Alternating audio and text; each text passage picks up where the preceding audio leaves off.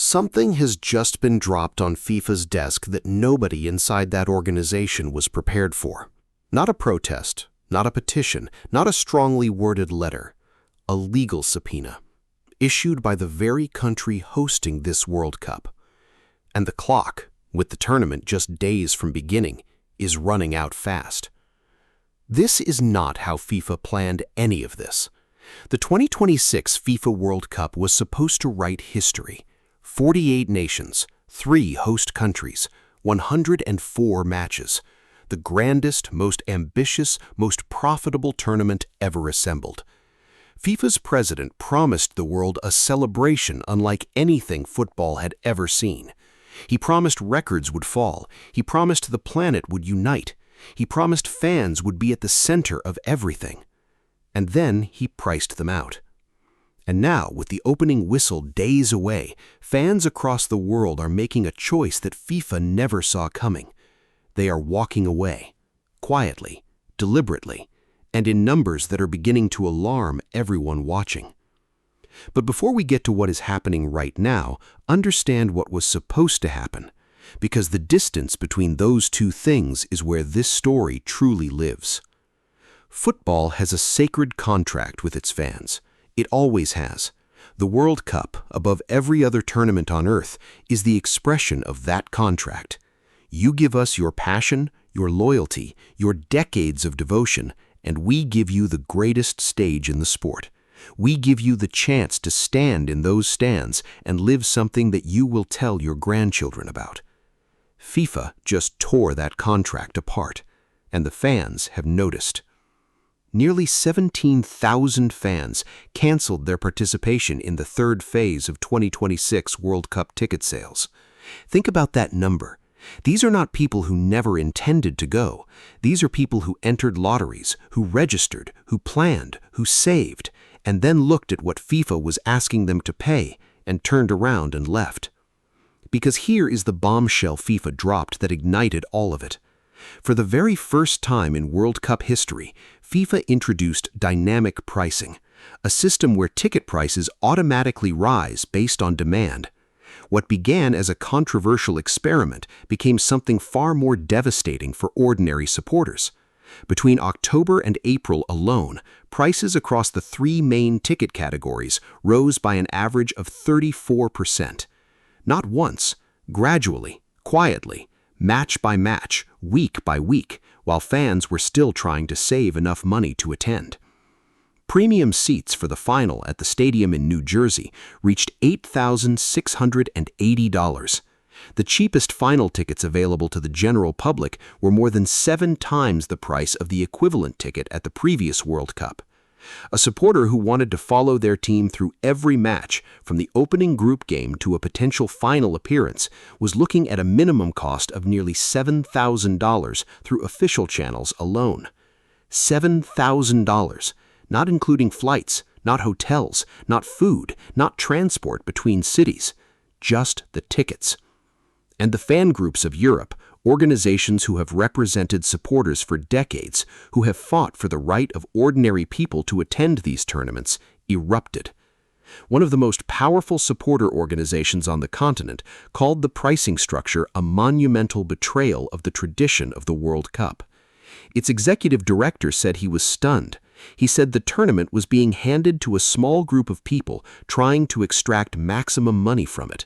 He said, and these words landed like a thunderclap across the football world, that this approach was putting the very nature of the tournament at risk. A formal complaint was filed with the European Commission.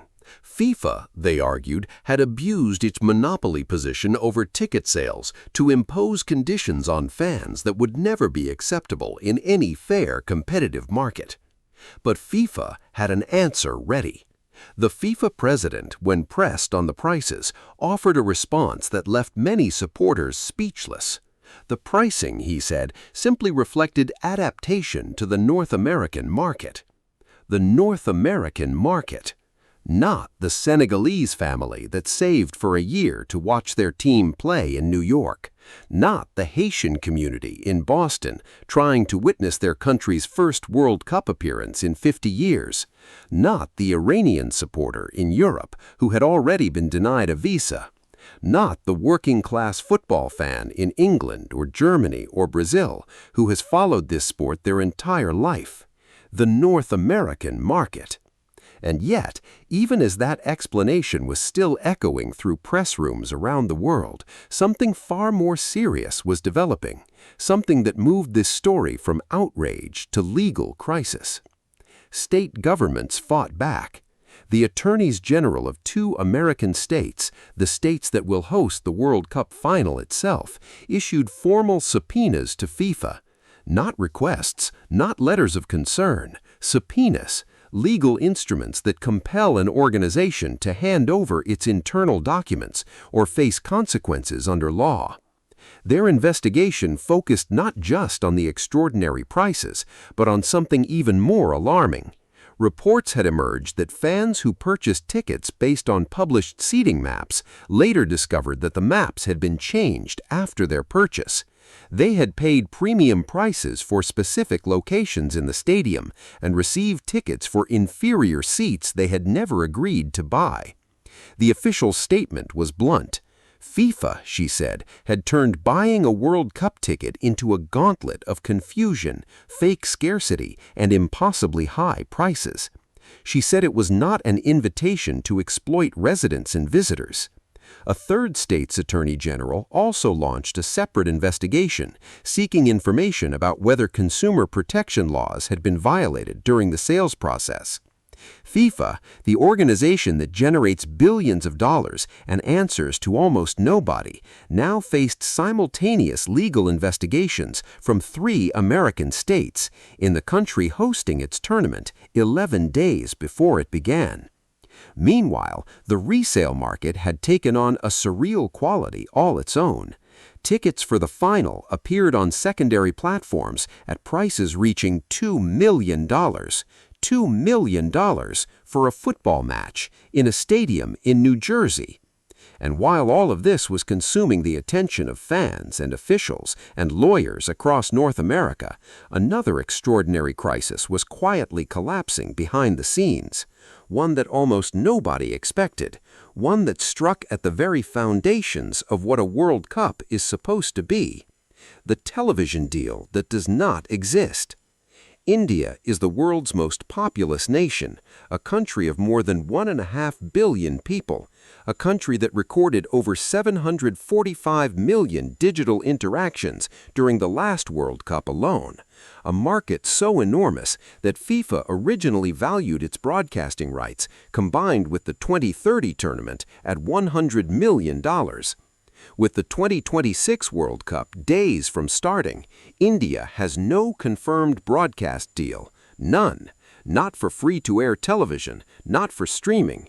The country's largest digital platform offered $20 million, well below FIFA's revised floor price. The state broadcaster told a court it had no legal obligation to acquire the rights. The case went to a high court judge, and then, with the tournament almost upon them, the petition was withdrawn, leaving over 1 billion potential viewers in limbo. The same situation existed in China. No confirmed deal, no broadcast infrastructure in place, no promotional campaigns running. In previous World Cups, the Chinese state broadcaster had secured its rights well in advance and was already airing promotional content weeks before the tournament began. Not this time.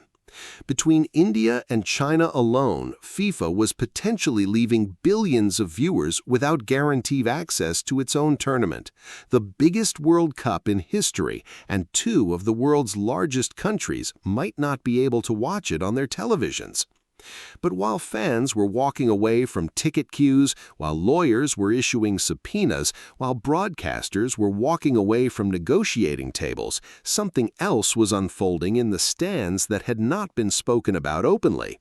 Something deeply human, something that cut through all the noise of prices and politics and legal proceedings. The atmosphere, or rather, the threat to it. Because the magic of a World Cup is never built by the officials who organize it. It is built by the fans who fill it. The ones who travel thousands of miles wearing their nation's colors. The ones who sing from the first whistle to the last. The ones who turn a concrete bowl into something that feels alive. Something that every player who has ever walked onto that pitch has described as unlike anything else in sport. Those fans are disappearing, blocked by visa bans, priced out by dynamic pricing, frightened by immigration enforcement, deterred by an atmosphere around the host country that has made international travel feel uncertain and unwelcoming. The fans who would have been the soul of this tournament, the ones who travel across continents to be there, are staying home in numbers that tourism boards and hotel associations across 11 American host cities are quietly starting to document. One tourism official in the city hosting the most World Cup matches of any single venue said it plainly. Anti-American sentiment, he acknowledged, was a real factor in slower demand.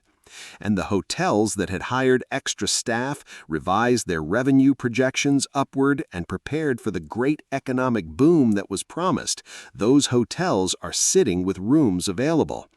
And all of this lands at the feet of one man, one institution, FIFA, an organization that has spent years presenting itself as the guardian of football's soul, that has built an entire global identity around the idea that football unites the world, that has placed that phrase, "football unites the world," at the very center of everything it does, says, and claims to believe. The 2026 World Cup is asking a very simple, very brutal question of that claim. If football truly unites the world, why are so many people walking away from it? The tournament begins on June 11th. The matches will be played, goals will be scored, history will be made on the pitch. Football always finds a way to deliver its moments, even through the chaos surrounding them. But this World Cup will carry a shadow into every stadium it touches, the shadow of fans who could not come, of television screens that went dark, of legal subpoenas landing on FIFA's desk while the stadium lights were still being tested, of ordinary supporters who saved and planned and hoped and were told, through prices and policies and proclamations, that perhaps the World Cup was no longer really for them. Perhaps the greatest irony of all is this: the most powerful sporting event on earth, the one with the most money, the most reach, the most history behind it, is being watched by fewer people than it should be, not because of anything that happened on a football pitch, but because of everything that happened off it. The world is still watching, but for the first time in the history of this tournament, not as many of them as there should be.